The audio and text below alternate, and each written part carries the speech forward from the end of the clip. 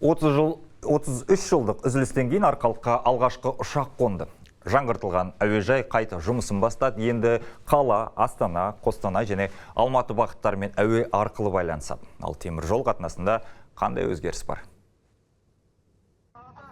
Арқалық әуежайының тарихы кеңес дәуірінен басталады. Әуе айлағы қаланы ірі орталығымен байланыстырды. Алайда 90-шы жылдардың басында тұрақты рейс тоқтады. Әуежай қаңырап бос қалды. Ғимарат қараусыз қирап қалды. Осылайша Арқалық әуежайы 30 жыл бойы авиация картасынан жоғалды. Әуежайдың болғанын ұмытпаған бір қызметкер бар. Ол Қобылан Бурашев. Кезінде ұшақты басқарған пилот. Араға ондаған жыл салып, бұл жерге енді ұшқыш емес, жолаушы ретінде оралды.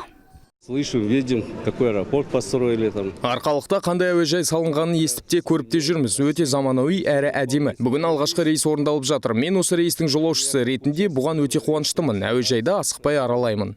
33 жылдан кейін әуежай қайта салынды. Жаңа терминал сағатына 70 жолаушыға дейін қызмет көрсете алады. Ұзындығы 2,5 шақырым болатын ұшу-қону жолағы қайта жаңғыртылды. Аэронавигациялық және метеорологиялық жабдық орнатылды. Әуе айлағы ұшуға жарамды деген барлық сертификатты алды. Енді өңірлік жолаушылар ұшақтарын қайта қабылдай алады. Билет бағасын төмендету үшін тұрақты рейс республикалық бюджеттен қаржыландырылады. Бірнеше рейс ашылады Арқалыққа. Ол Астана мен Арқалық.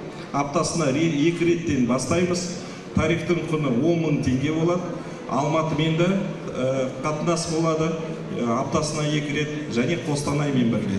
Ол тек қана басы ғана.